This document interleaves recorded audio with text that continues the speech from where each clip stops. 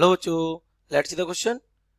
A truck and a car are moving with the same kinetic energy on a straight road. Straight road पे कैसा same kinetic energy जा रहा है. Their engines are simultaneously switched off. Engine कैसी कर दी गई off. Which one will stop at a lesser distance? So let's see the key concept of this question.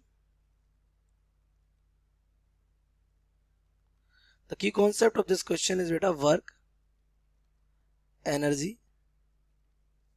theorem. तो work energy theorem क्या कहता है? The change in kinetic energy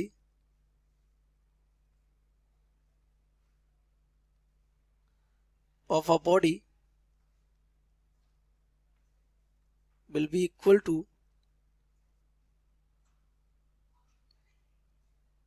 the work done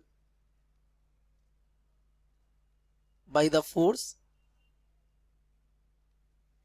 that causes the change in kinetic energy.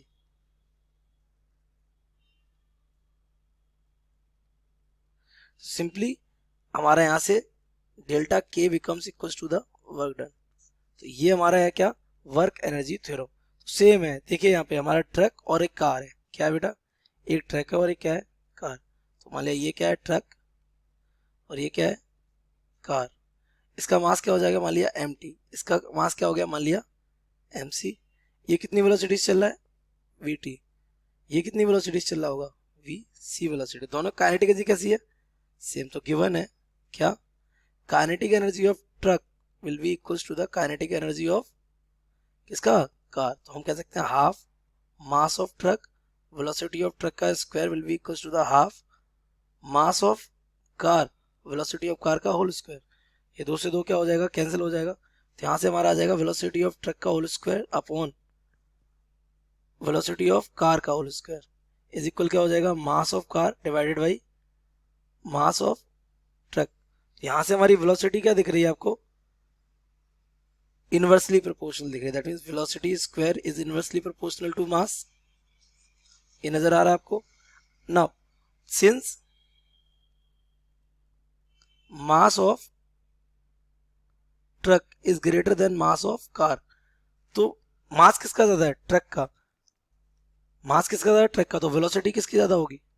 Car की. तो velocity of car will be greater then velocity of truck. Simply ये square में होगा क्योंकि हमारा स्क्वायर में ही रिलेशन बना है. तो इसको हम डाल देते हैं इक्वेशन फर्स्ट. अब हम लगा सकते हैं भाई वर्क एनर्जी थ्योरम.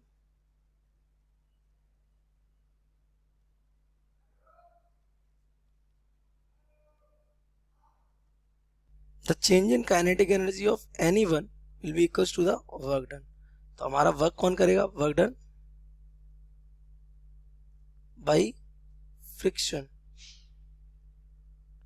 तो काइनेटिक एनर्जी क्या हो जाएगी? आपको पता हाफ एम स्क्वायर ही आएगी. और यहाँ पे वर्क डन क्या हो जाएगा? फोर्स इंटू डिस्प्लेसमेंट हो जाएगा. ये क्या हो जाएगा? डिस्प्लेसमेंट बोल देते हैं डी. इसी डिस्प्लेसमेंट की बात करें कौन ज्यादा डिस्टेंस तक चलेगा. और फोर्स कौन सा होगा? फ्रिक्शन वाला. तो हो जाएगा हाफ एम वी स्क्वायर. इसको हम क्या लिख सकते हैं? Mu S N. और ये क्या हो जाएगा? डी हो जाएगा. ये एन क्या होता है? Normal reaction. क्या होता है? Normal reaction. तो हम इसको क्या लिख सकते हैं? M V square is equal to mu S. ये हो जाएगा एम जी इंटू डी. तो मास से मास क्या हो जाएगा? कैंसिल हो जाएगा. तो यहां से हमारा डी क्या आ जाएगा? D becomes equal to the, ये हो जाएगा हमारा V square upon two mu S G. V square divided by two mu S G. अच्छा, इसके डिनोमिनेटर में जो बेटा क्वांटिटीज हैं वो सारी कैसी हैं? कांस्टेंट. तो यहाँ से डी हमारा प्रोपोर्शनल हो जाएगा किसके?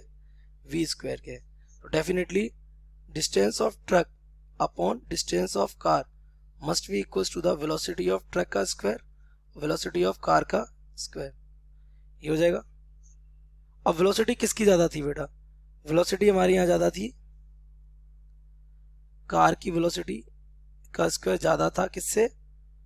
ट्रक की वेलोसिटी के स्क्वायर से. ये अभी हमने प्रूफ किया था. ये देखिए, ये वेलोसिटी ऑफ कार का स्क्वायर ज्यादा है किससे? ट्रक की स्पीड से.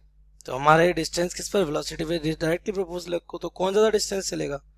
तो डिस्टेंस ऑफ, क्योंकि प्रोपोर्शनलिटी में ना, तो distance of car will be greater than distance of truck definitely. तो यही आपसे पूछा था which one will stop at lesser distance, तो कौन स्टॉप हो जाए लेसर डिस्टेंस पे, तो ट्रक विल स्टॉप